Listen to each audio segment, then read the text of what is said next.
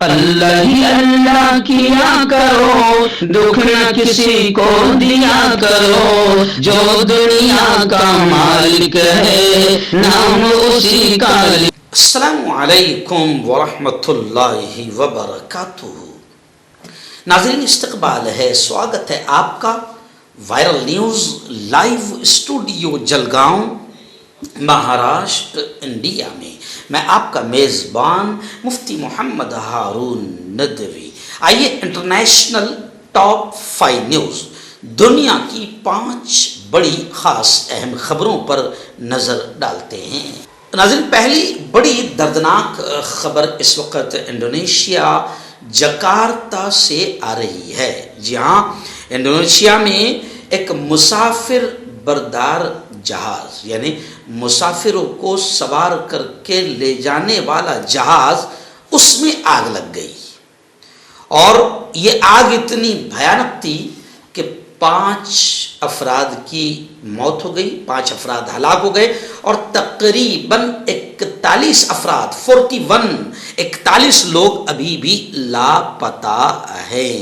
جاوا سمندر میں ایک جزیرے کے قریب، وہاں ایک جزیرہ ہے، اس کے قریب یہ حادثہ ہوا، اور اس جہاز میں جب آگ لگی تو 5 لوگوں کی موت ہو گئی، اور 225 یعنی تقریباً 225 مسافروں کو بچانے میں کامیابی ملی ہے، مگر 41 افراد ابھی بھی لاپتہ ہیں۔ جو بچے ہیں ان کے بارے میں یہ آ رہا ہے کہ انہوں نے باقاعدہ جیسے ہی آگ لگی تو ان لوگوں نے اپنی جان بچانے کے لیے اس جہاز سے سمندر میں، دریا میں چھلانگ لگانا شروع کر دیا۔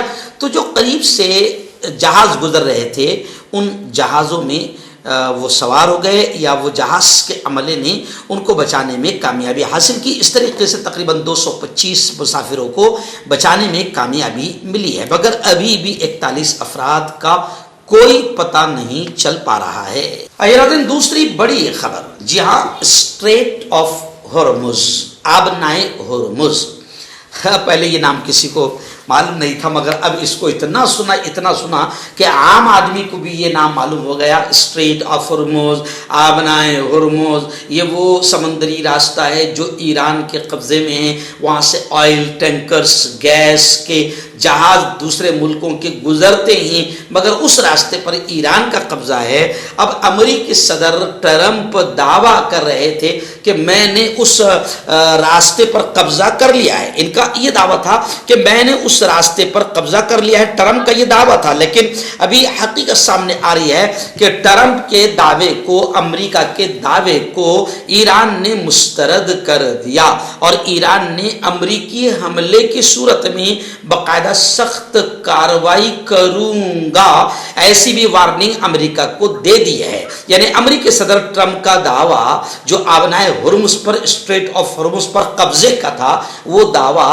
ایران نے مسترد کر دیا ہے، رد کر دیا ہے، نکار دیا ہے، اور مانا ہے، اور لوگوں کو بتایا ہے کہ آبنائے ہرمز ہمارا تھا، ہمارا ہے، ہمارا رہے گا۔ ٹرمپ جھوٹا دعویٰ کر رہا ہے، اور ادھر ٹرمپ کو بھی وارننگ دے دی، امریکہ کو وارننگ دے دی کہ اگر یہاں پر کچھ گڑبڑ کرنے کی کوشش کی تو پھر جوابی کارروائی سخت انداز میں کی جائے گی۔ ناظرین، مغربی کنارہ فلسطین، غزہ مظلوم سرزمین سے ایک بڑی خبر پھر آ رہی ہے کہ غزہ میں اسرائیل نے پھر ایک تازہ بڑا حملہ کیا۔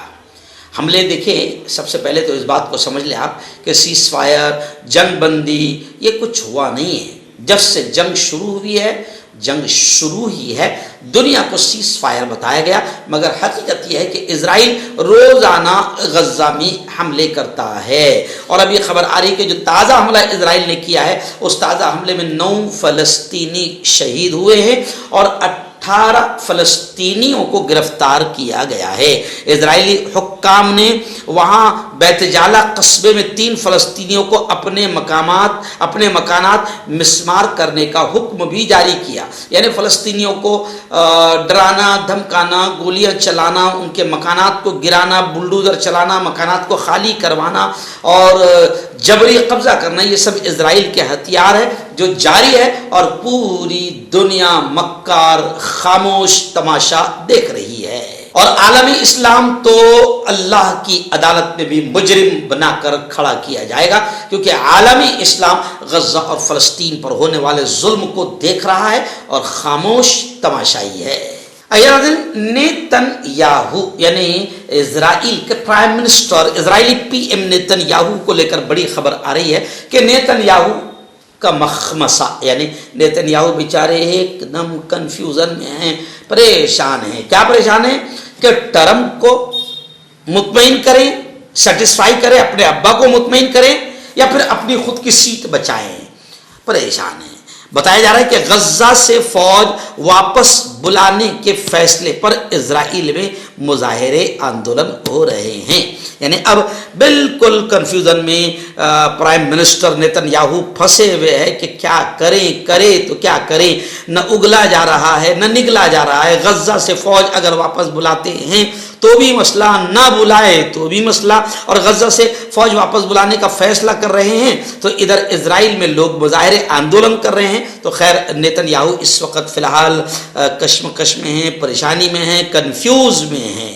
اور ادھر ایران ہر طرح سے یہ کہہ رہا ہے کہ ہم دشمن کی ہر دھمکی کو حقیقی سمجھتے ہیں، اور ایران ان تمام کو ٹھوک رہا ہے جو امریکہ کے ساتھ ہے یا اسرائیل کے ساتھ ہے، کسی بھی انداز میں ساتھ ہے۔